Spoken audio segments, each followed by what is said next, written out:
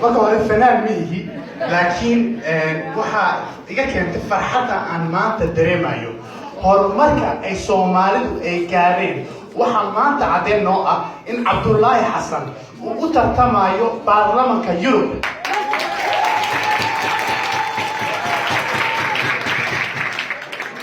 waxaa jirta marar badan markaa sidan oo kale meel isugu yimaado xaflado noocan oo kale ah markiiba waxaan ku bilownaa inaan dad asxaab la fadhiisano sheekaysano waxaa mararka qaar aan ilownaa xafladaha noocan oo kale ah waqti badan bay ayaa galay kharash badan baa galay dhidid badan baa galay waxaan jeclaan lahaa inaan si gaar ah ugu mahad celino Horn of Africa iyo MBB oo suurtageliya xaflada maanta waxaan u maleynayaa dadka badankiina halka fadhiya marar badan baan kulannay kolley Soomaalidu waxay ku mamaahaan hadal badani haan la buuxiyo wax badan idimo oranayo laakiin waxaan idiin sheegayaa kolley 2018 doorashaan galnay kulligiin intii codeeyey iyo intii ka qayb galay horta kulligood mahadsantihiin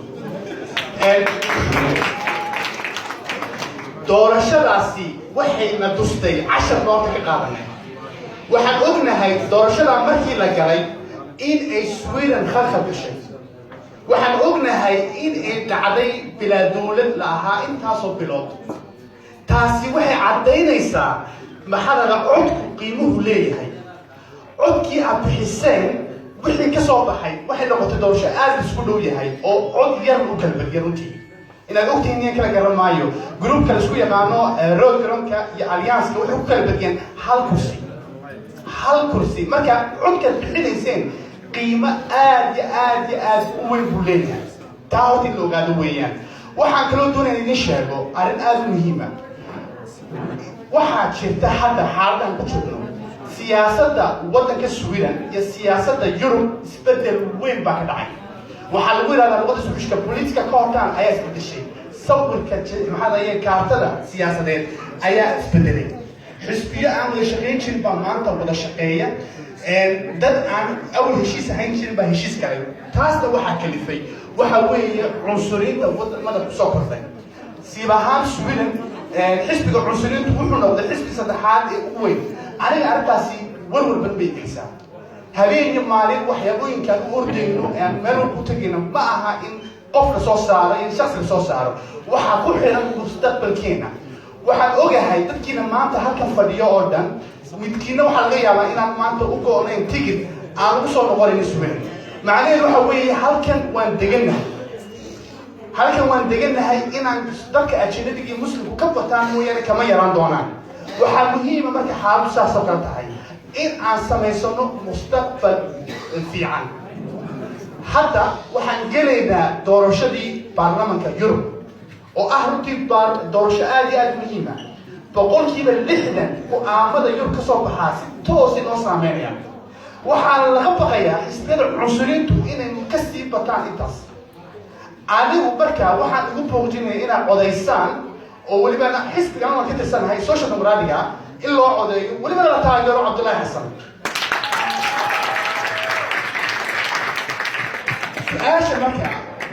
sababta aan horta xisbiga u taaganahay waan jeclaan lahaa inaan wax yar iga sheego waay loogu codeynaya horta xisbiga social democratic xisbiyo badan baa jira waa maxay waxa keenay in mataqaanaa in social democratic inuu kaga fiican yahay xisbiyada kale hal tusaalaan idin siinayaa waxaan u malaynaya dadka maanta xagga fadhiyo oo dhan inuu jiro dad aad wax isku tihiin ama walaalkiin ha noqdo ama adeerkiin abtigiin oo maanta ingiriiska jooga haddaa wacdaan oo tiraahdaan ingiriiska yaad u codayseen waxaan hubaa boqolkiiba 99 inay oranayaan xisbiga Labour-kan codayn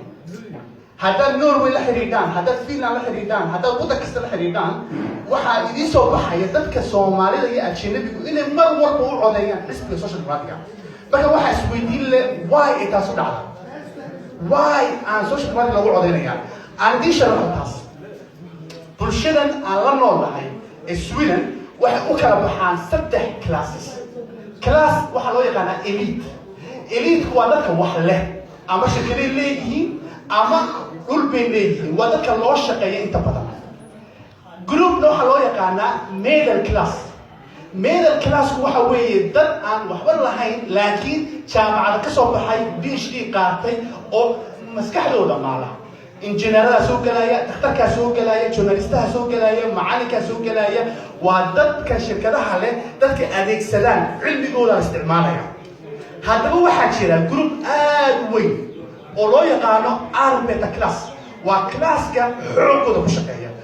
waxway soo barteen laakiin heer jaamacad oo PhD may gaarin waa dadka maanta baska wada waa dadka aan undercoach ku shaqeeya waa dadka bulshadaha ka shaqeeya waa dadka dukaamada wax ka gada dadkaas runtii waa dadka xisbigan asaasay maaha social media leeyihiin nooc codeeya ee dadka laftigooda asaasay xisbiga beri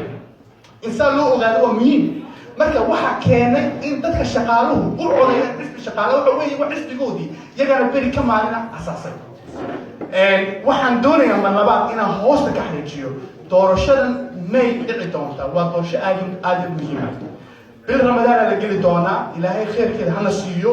waxaan jeclaan lahaa inteena maanta xagga joogto inaan balan qaadno inaan inagu keliya codeynin midkeenba 10 qof oo coday inu keeno